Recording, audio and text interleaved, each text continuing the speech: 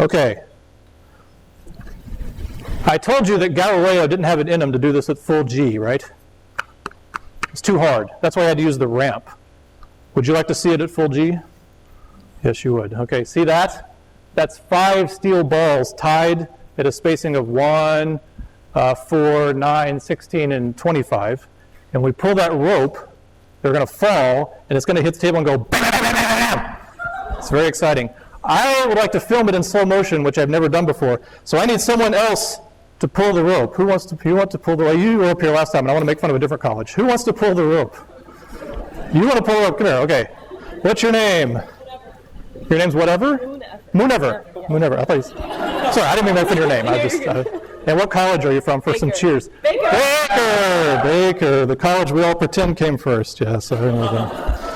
So wait, hold on. Don't pull it. So what you're going to do is when you pull this, it's going to jerk a pin up there, and the whole thing's going to fall. So you're going to grab it here and just pull down. And then, let it go? Yeah, it'll just happen. Yeah. You just pull it and it'll fall and you'll be done. Hold on, not yet though. Now, I'm probably going to get too close. So, yeah, okay. Oh, I got to focus on it. Okay, you're going to be in this, sorry, okay. Okay, pull it whenever you're ready. That was it. Yeah. Ding, ding, ding, ding, ding. Thank you. Okay, pull it whenever you're ready.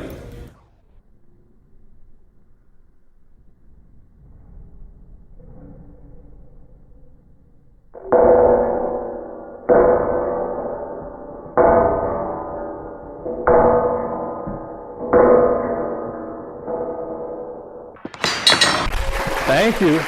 Moonever. Got it. Cool. Very cool. Okay, so that was what Galileo couldn't quite pull off. So if you want to say that we're better than Galileo, then go for it. So my phone isn't ringing, so let me answer these questions real quick, because there's some good ones in here, but I'll answer all of them. This is a reminder of Freddy's bath. Oh, wait, no, that's not. When do you use VF minus VI equals AT up there? I'm going to use it in a problem in a minute, so you'll see. It's when you want to find how does a velocity change under acceleration. All right, that's what it is. But we'll do one in a minute. Is S interchangeable with X as position in these equations? I think what you mean is sometimes books, when they're doing 1D kinematics, use S instead of X. So yes, if S is position, you can write all this for S. I don't think your book does that, but maybe.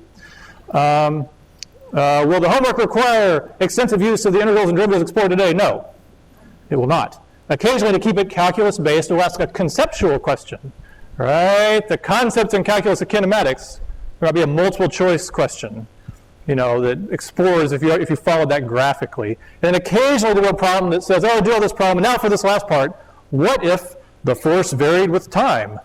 And then you actually have to plug it in and do an integral. But it's just going to be a teeny part of a problem, nothing that would make you lose lots of points if you just are completely unable to do calculus.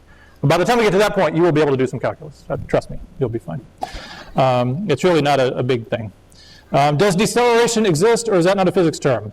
I think deceleration is just negative acceleration. I don't know if that's an actual word or not. And would you put 2 C's in it? I don't know. That's a good question. How do you get from the, oh yeah, we did that one. Yeah, about getting that first step.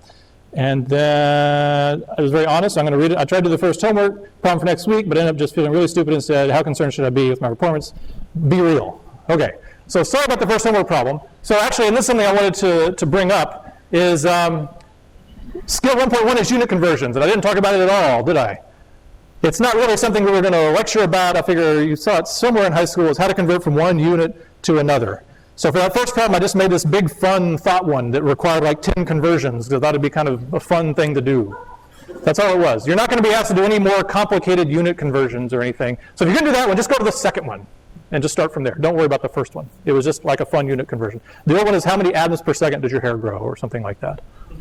Also fun, right? I was giving you the more environmental one. But the reason I put it in there, and the reason it's a skill, is you will have to convert units to do problems, but it'll usually just be like, it's in centimeters, I need meters. You know, it won't be some long, complicated thing. Although you do them the same way. So don't worry if you can do the first one. If you can't do the next 5, come to office hours, okay? Because the next 5, well, the next, whatever, 15 are all important. Okay.